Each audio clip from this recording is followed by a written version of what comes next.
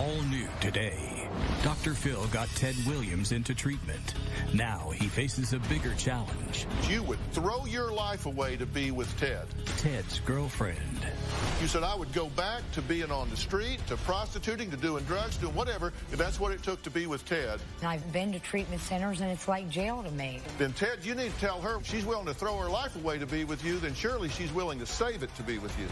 If you don't do this, I'm going to do everything I can to keep Ted from being involved with you. Will she take Dr. Phil's offer of rehab? This is a gift. If you don't want it, don't take it. But the gift unwraps today. This is going to be a changing day in your life. Have a good show, everybody. Here we go. If it matters to you, that's what I want to talk about. Are we ready in the booth? Let's do it. Go, Dr. Phil.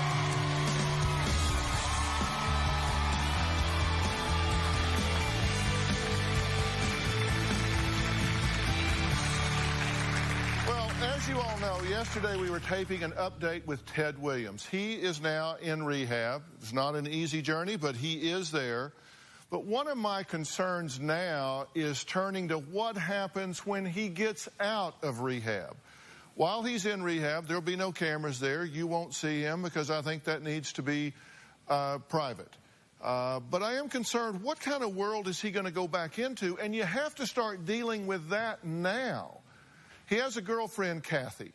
Now, Kathy is an admitted crack addict. She has smoked crack with him. She's done all kinds of drugs with him. She's been drinking with him. And if he comes back into that relationship, I believe it is toxic. I believe it is dangerous. I think she needs to be in treatment while he is in treatment, or we're setting him up for failure. We talked about that. Here's what happened. He has gone from rags to riches, and most recently to rehab. But his journey had some bumps along the way. I just want to see my grandkids. I promise you I won't get drunk. I flew a guy in here during the night from one of the top rehab facilities in the world today. If you want to go to Columbus, we'll just have him make a detour with you to Columbus. Now, you don't want that last fling. No. After taping a three-part series of the Dr. Phil Show, Ted Williams says he's now headed for rehab. I'm going to get well. All I ask is that you don't forget me. I was afraid you were going to go to Columbus and you were going to drink. You did go to Columbus and you did drink. Yes, sir. I did get drunk. Did you do any drugs? I did a little bit of pot. I mean, I just had what you refer to a fling. His ex-wife, Patricia, and his daughter, Julia, are here. Patty, did you talk to Ted about his addiction? I've seen him when we riding down the street sometime. He was going into a gas station, and he just looked so bad. I got out of the car. He didn't recognize me at first. Trying to get that next hit, I used to always say, ain't nothing like a good blast. I want him to heal. Do you believe he can do it? I know he can. All things are possible. There was speculation that some of his children were actually enabling his alcoholic behavior. Who ordered the vodka? They get it, put it in their pockets in their room, walk it down to Ted in his room. He gets drunk, give them the empty bottles, and they dispose of them. Did you interfere with his sobriety? No, sir. How not? I mean, he was already drinking. Ted, you know that your family is not a big fan of some of the people in your life, including your girlfriend, Kathy, correct? They're right. Yes, she's not healthy for me, and I'm not healthy for her as well. It works two ways. I just don't know if that's kind of humanly possible to just say, hey, baby, I made it, and I can't use you in my life, and goodbye. I told you in the beginning that I would also reach out to Kathy and offer her an opportunity, and she's here today.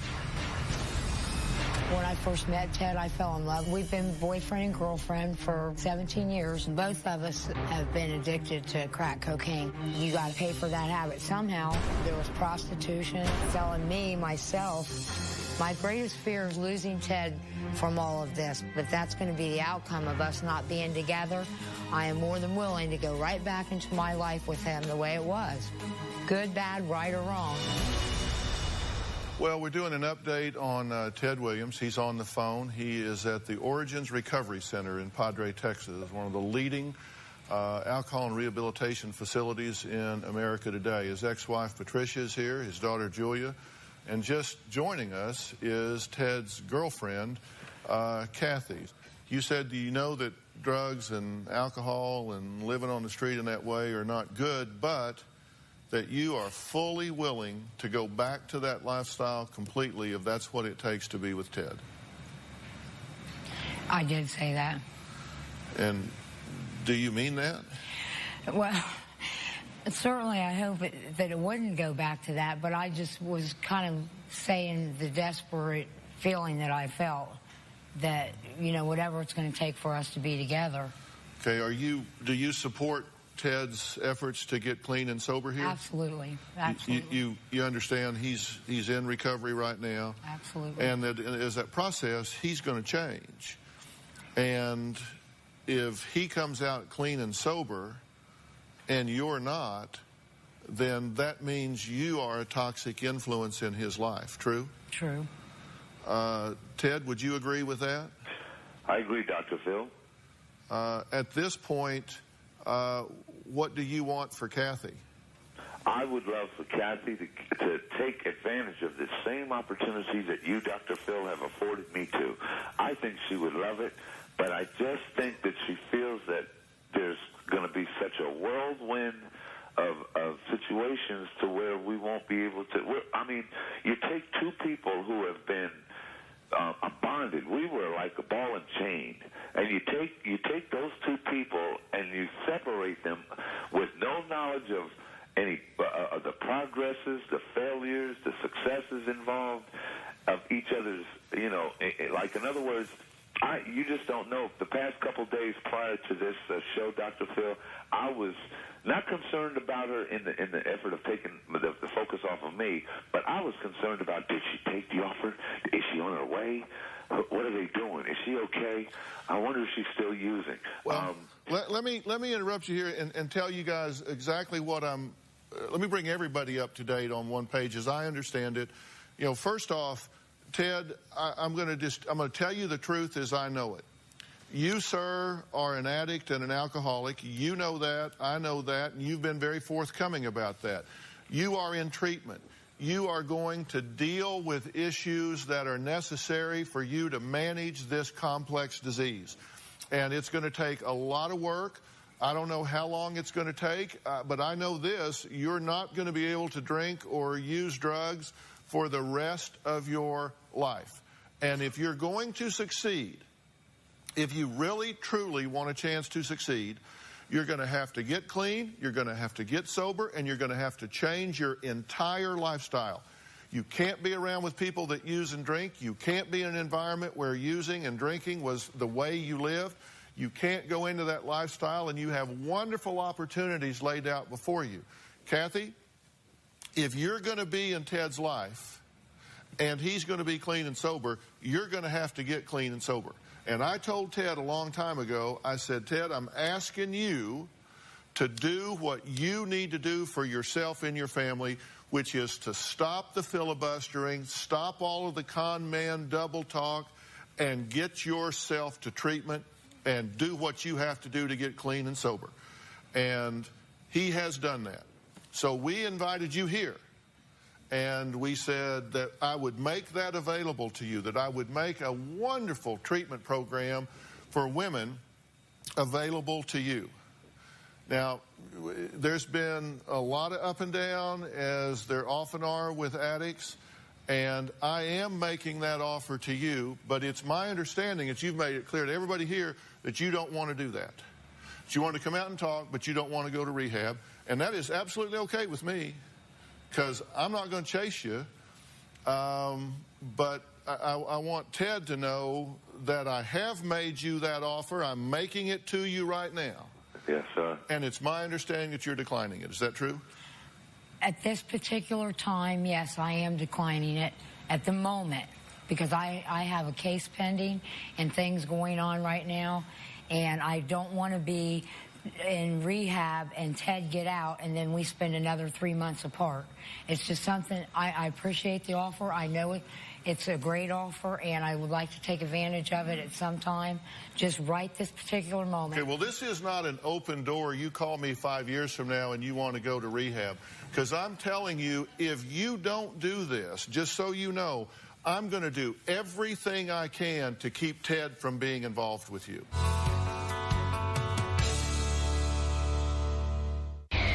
Monday on an all-new Dr. Phil.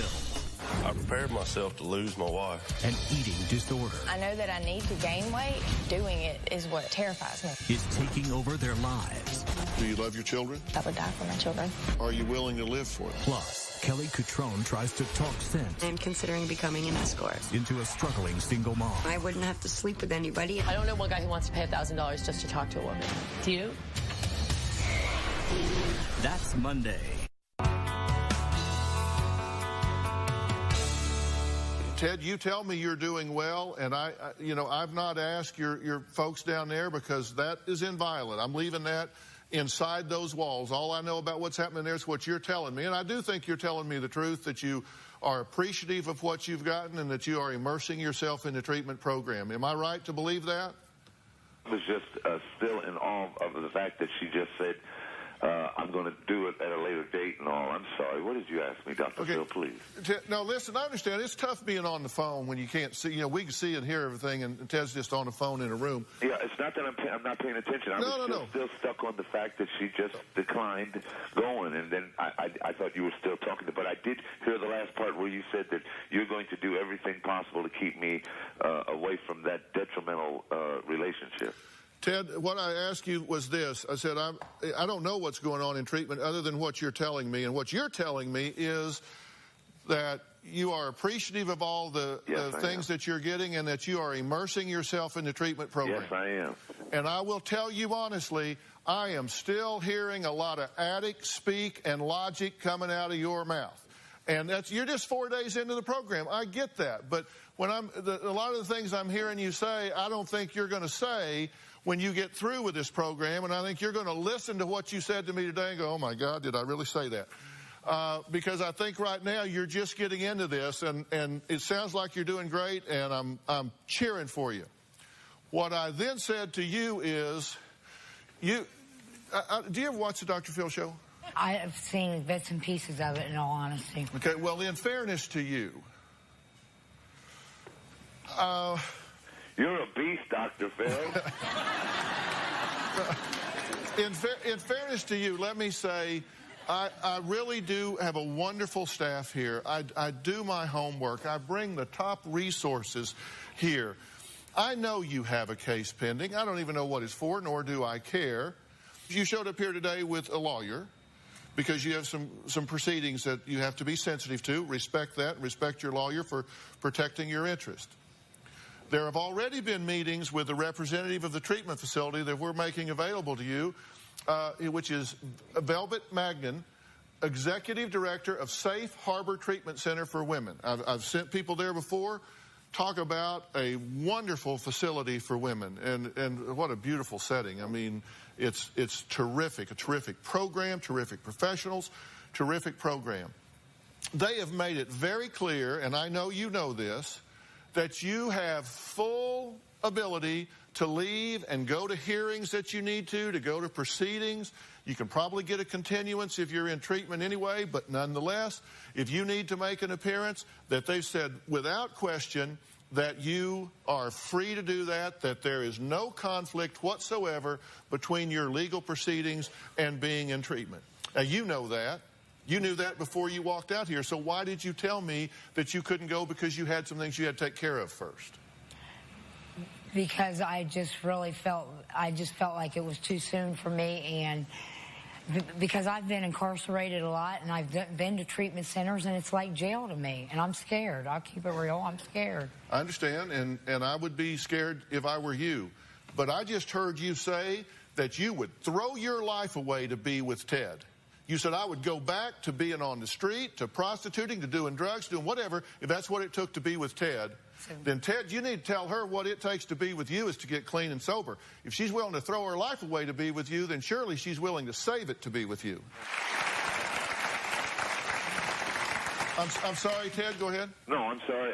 What I was going to say is I was sincerely hoping that there was a pot of gold at the end of the rainbow, that she was going to say that when she left you right now, and I'm not bashing you, Katie. I just was hoping that you were going to say, okay, Dr. Phil, I'm ready. But see, Dr. Phil did that to me, too. He didn't tell me that he wanted me to go right from the show to treatment until I got on the show. But I will say this, Katie, I am really, really supporting any decision that you make, and I know that Dr. Phil is going to have the treatment team on my butt and things, but I will say that I love you very much, and whatever choices you make, they are your choices. Not, I wish you would say, okay, I'm on my way to California or wherever you're going for treatment, the ladies' facility. And maybe they could, we both have the same amount of clean time. Primarily, all we asked for in all of this was a job and a place to call a little own. And if we felt better about, getting married along the line, I just wanted some sense of normalcy out of all of this, and I think that's where Katie's at with it. She is scared. She doesn't like confinement and structure.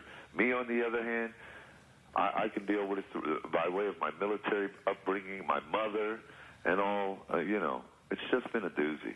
I made a concession to you, Ted, and I said, okay, you can go through Columbus to see your grandchildren. Did you take a bunch of grandchildren over for him to see, Patty, while he was there? No? Did you take your kids over there? No? No. So you didn't do that. What you did is you went up there and you got some champagne, as you say, and then you smoked some dope, and then you did something else. You said you went on. So exactly what I said was going to happen when you went up there happened. You don't get to go somewhere else. If you can get somebody to send you to rehab, then you do that. My deal with you is this is Velvet right here, is you leave here, you go home with her. All right. And if you do, and really it's up to you. I'm not trying to talk you into it. I'm really not. I'm tired of chasing. If you want to go, I'm going to make that available to you, and you ought to say thank you very much, everybody involved, for this, because you're entitled to nothing. We've got this sense of entitlement in America today. This is a gift. If you don't want it, don't take it. But the gift unwraps today. If you don't want it today, then don't take it today. I'll give it to somebody else. I want it. I want it. Something to Kathy. Hold on. So you're telling me you're going to leave here today, you're going to go with her, and you're going to put yourself in treatment so you can meet Ted on a clean and sober platform. What do you want to say, Patty? I just wanted to say to Kathy that, through the times, Kathy, that we've interacted, that you've always encouraged me and said I was a good mother and raised my children. And, they have accepted you. I have accepted you. And my thing to you is that I love Ted from a place that will never change, because I have his children. I've raised them. That will never change. But it's a God-like love. And if you truly love Teddy the way a woman should love a man, first you have to love yourself, Kathy. And my thing is, if you don't get the help and he gets out and you both get together and he comes back down, I'm afraid he's going to lose his life. But also, you can lose yours, Kathy. This is a second chance for you, too. Right, and she said you're her sister, right, Colleen? Yes. Do you agree with what I'm telling her? Everything. She needs to do this and do it now. Yes. Mm-hmm. And you support that? Yes. It should have been done yesterday, but we'll take today. That's right. I like the way you think. I like the way you think. Thank you so much. So, Dr. Phil. Ted, go ahead. No, I was going to just say that upon the conclusion of this segment, I can honestly say that God has answered another prayer that Kathy said yes, she is going. Yes, she has. Okay, Kathy, I love you. And Patty, I love you. And Julie, I love you too. But I just want to say, Kathy, go for it, girl, because we could come out of this together sober, and I could approach a lot of or some of the offers that have been laid upon. And just know, Kathy, that, I'm there for you too, even though I'm here. But because I continue to pray for you. I do. I pray for you every minute of the day.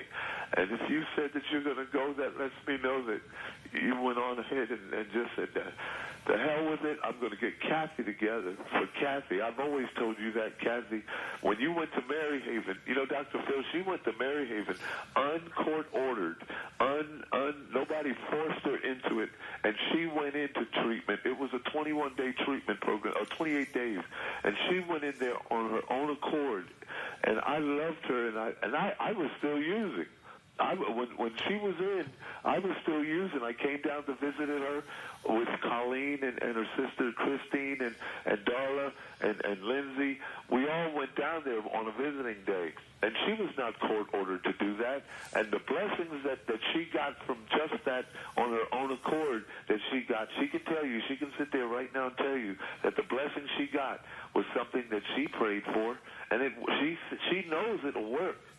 I think, again, we've been so ball and chain together that she just is going to feel like she's going to miss me more, and I'm going to miss her more. Well, Ted, let me say something. You got to take the long view of this. I mean, both of y'all. I don't know how long you need to be at Origins. I don't know how long you need to be in treatment. These are things that are determined by the professionals that are there with you. But do this one time right and get it fixed in your life so you can move forward. And you've got to, when people offer you the opportunities, you got to embrace it and you got to hang on tight. Now, we got to take a break. When we come back, I'm going to ask you, do you feel like Ted Williams deserves all the support and attention he's gotten over the past 2 weeks? We're going to discuss that next. We'll be right back.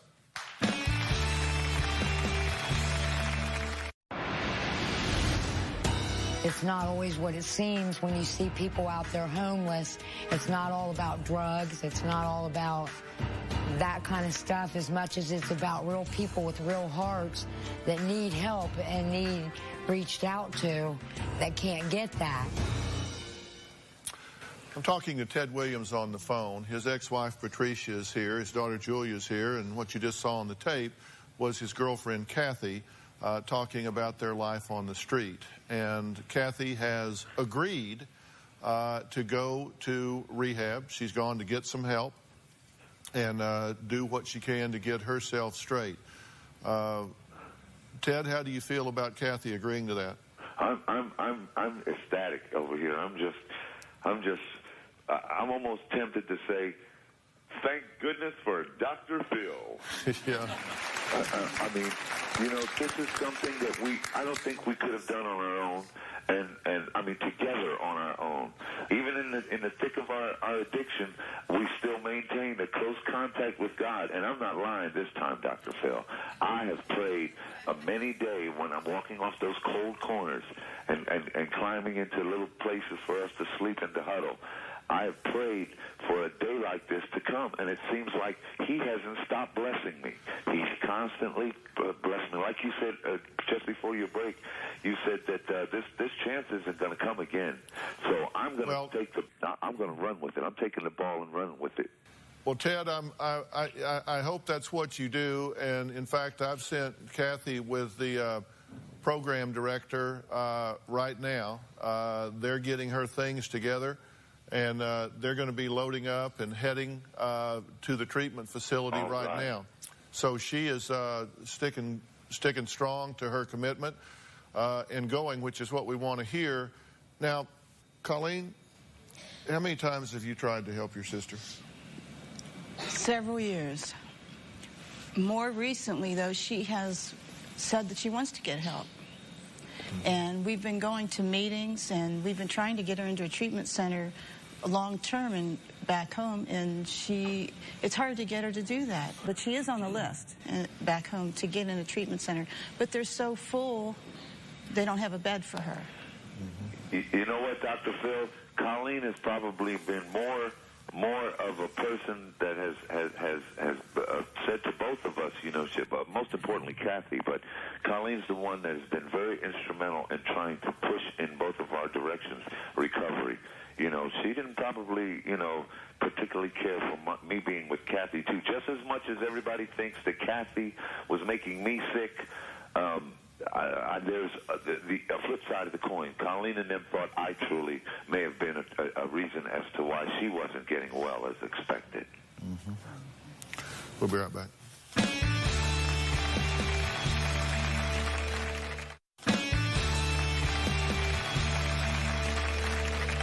Ted, do you think it's a natural reaction? It's gotten to be a habit where the first thing you do is try to guess what people want to hear and tell them that right quick? Yes, sometimes. I'm sure, you know, believe me, I'm not telling you what you want to hear because you'll find ways to pick something else out. That you're a little crafty there, Dr. Phil. Well, actually, we've been doing that since we first met. I'm going to play a piece of tape here for you and me, Ted, and you're going to see I was really concerned about helping Ted. I wanted to get all the facts on the table, and I expressed a healthy bit of skepticism when I guess most of America seemed to be kind of overlooking the history. But what I said to Ted is, look, I want to get it on the table because you've got a second chance. It's like somebody's given you an amnesty here. Get it all out. Get it all passed so it doesn't come back to haunt you later. And his natural tendency was to resist that. Take a look. People that say as recently as in the summer that you were urinating on the grass in front of their business, that they were trying to chase you away and you were cussing at them, that say that you were stealing things from cars and that you were there with your fiance who was being picked up by other men and she would leave and then come back. That is truly not true. A manager at National Tire and Battery told cops that you and a woman were refusing to leave the business property, and the police report says they came and talked to you about it if you returned to the property. True story. You've been sober for 2.5 years? Yes, sir. Close to 2.5 years. Have you had even a stumble in 2.5 years? With alcohol, I did. And I can say honestly, Dr. Phil, it didn't lead me to my drug of choice, which was crack. How recently was that? Maybe a year ago. I'm going to be straight up. When we sat down before, were you 100% honest with me? 99%. How about drinking? I've had a drink. So that wasn't honest. You need to go to rehab. You know it and I know it. If you go back there, you are in danger.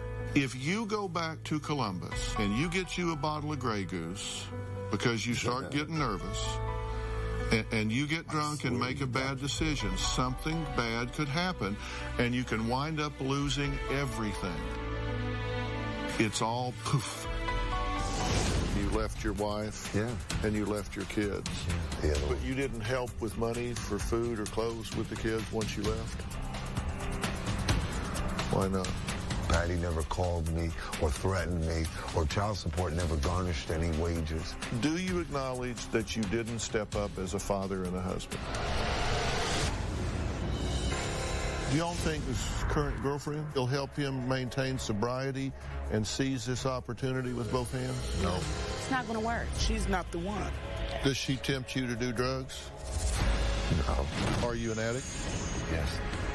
And alcoholic? Alcoholic, yes, sir. Have you had a temptation to take a drink? Yeah. Did you take the drink? No. So you're not going to be a third chance. No. You blow this. I blow this, I die. You're not on drugs, you're not on alcohol. No, I'm You could not. pass a drug test right now. Yes. If I gave you something, said go pee in this bottle, you'd pass it. Yeah. I've seen, I guess, 12 mug shots? Because you've been arrested a lot. As homeless people often are. Exactly. Oh, God. A lot of people hate people that steal from stores. Well, I hate to tell you this, but here's a news break. You're not a very good thief. I just saw 12. I just saw 12 mugshots. You ain't a very good criminal. No, yeah, you're absolutely right. I used my voice as a total diversion because when you walk in speaking pleasant and articulate and with this amazing radio-sounding voice. So you'd mesmerize him with the voice. Yes. You had an appointment with me yesterday, and you no-showed. Right. I set you up with a dentist to start getting your return to health. You went over there and walked out and didn't do it. Then you were supposed to be here yesterday. You didn't show up. Then you were supposed to be here today at 7:30, and you didn't show up. So don't give me your victim story about how you came in at the last minute and are getting railroaded. You don't have to do anything you don't want to do. 6 months from now, I want you to look at the mirror and say, I'm proud of the man you've become. I'm proud of how you're handling this second chance. Well, Ted, were you listening to all that? Yes, There were some little white lies in there along the way, right? So a bunch of white lies, Dr. Phil. So you understand why I ask so many questions, because I don't want, you can lie to me, but I don't want you to sacrifice your chance by lying to yourself. And okay, Dr. Phil. So you gotta be straight with you, and I get the sneaking suspicion that you're really moving in that direction at this point. Is that true? No. No, that you're moving in the direction of telling the truth. Oh, yes, definitely. I thought you were saying that I was backsliding into... I apologize. I was just... I don't know. When you listen to all of that and you feel like you have deceived everyone and not deceived, but, you know, just been that fast talker, as you say, you know, it's been a whirlwind, Doc. I mean, I apologize. But no, I'm going in the right direction, and I feel good about it. For once, I feel good about it, because I want this man with the golden voice to live up to what people may have thought in the past. But I'm not worried about them, because all I'm worried about now is me and my relationship with God, maintaining my relationship with Him, because I know if I keep that first and foremost, everything else will fall into place. Well, I think you're right about that. Julia, is there anything you want to... We're getting ready to say goodbye to Ted. Is there anything you want to say to him? I love you, Dad. I love you too, Julian. You know I do. You Yes, know sir. I do. Yes, sir. What do you want for him? The best. I just want him to be happy. I want the best for him. You want him to stay plugged in there and do what he needs to do? Yes, for a long time. Fatty, what do you want to say to Ted? I would want to say to Ted that he should, once he is through this program, that he'll find a church base. He needs to be connected spiritually too, not only with health, but, you know, and emotions. He needs to have some spiritual strengthening, and I believe he can do this. And I'm praying for you, Ted. There's a lot of America's praying for you. America's praying for you, and that I would like for us to come together and reunite again, seeing you healthy and just embracing your family. And we are here for you at all times. And if you ever get opportunity, you need to call me. You know, we can talk, we can pray, and whatever we need to do, we're here for you. We love you. Thank you, Patty. And Patty, you know I love you. You know I love you, Patricia. I know. Dr. Phil, you know what I'm looking forward to?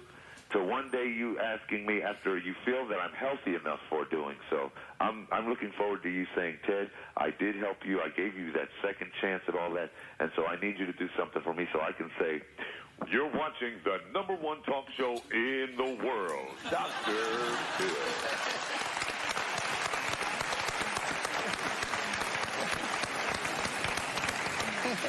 Oh, Ted, I will say this. You are one of a kind. Ted, thank you so much. As you know, no cameras in rehab. We're leaving you alone. Do what you got to do, my friend. Yes. Do it. So long.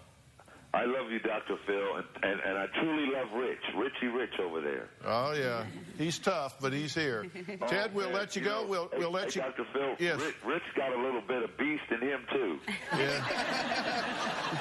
Yes, he does. He's small but wiry. Oh, all right, so long, Ted. Bye-bye. Bye, Dad. Bye, Teddy. Well, as you can see, Ted has made the decision and commitment to voluntarily put himself in rehab at Origins Recovery Center. He sounds great and motivated about the second chance, but the question is, will that commitment last? Will he stay plugged in and do the work? Many have worked really hard to get him there, but what happens from this point forward is now 100% up to him, and this is no sure thing. It will be an uphill battle for sure. We'll have to wait and see. All right, when we come back, what one comedian said about Ted and why she is getting much criticism from the homeless. We'll talk about that when we come back.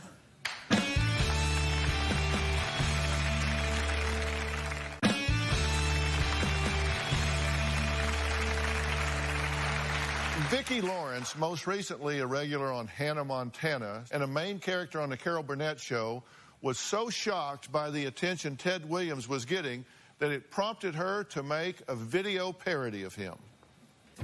Howdy do, homeless mama here. I've decided to be homeless because obviously that is the best way for a person to become famous in this country. I'm gonna wait for some bozo to drive by and hand me $1, and then I'm gonna thank him and say, God bless you.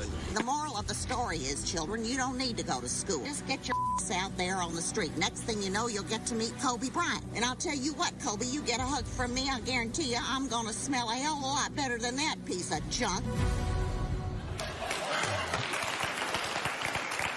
Well, Aaron Redden is a homeless advocate who says Vicky's video was in poor taste.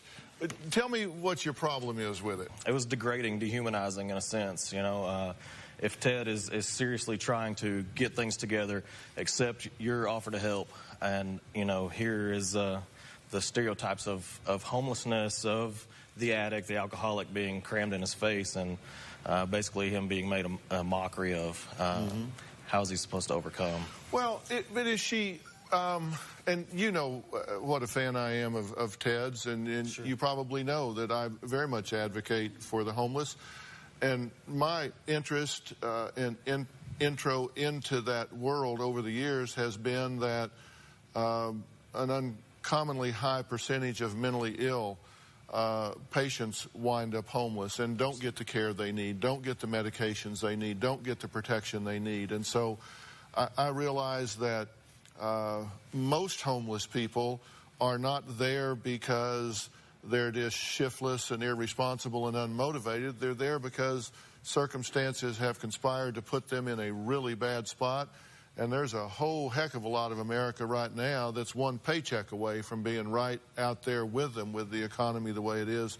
Absolutely. So I get that. I mean, I truly do, and I can make your argument probably almost as well as you can. Probably better. But isn't there a line between satire and human degradation? I mean, she's not really talking about homeless people. And I don't know, Vicky, we asked her to come on the show, and her people declined. We wanted her to talk about this. But I've watched many an interview with her over the years. She seems to me to be a caring and compassionate person. She is a comedian. I don't think she's talking so much about homeless people as she is talking about people like me and others who are stepping up and offering so much to someone that maybe hasn't earned it or deserved it. I mean, I felt like she was targeting the media as much as she was the homeless. Is that possible? It could be possible. You know, when I see, I'm glad you bring up the line of satire and degradation, you know. I love satire as much as the next person, but when you release a video calling someone, personally calling them a piece of junk, and talking, so derogatory about them, I think that crosses the line of satire into just a blatant personal attack. We'll be right back.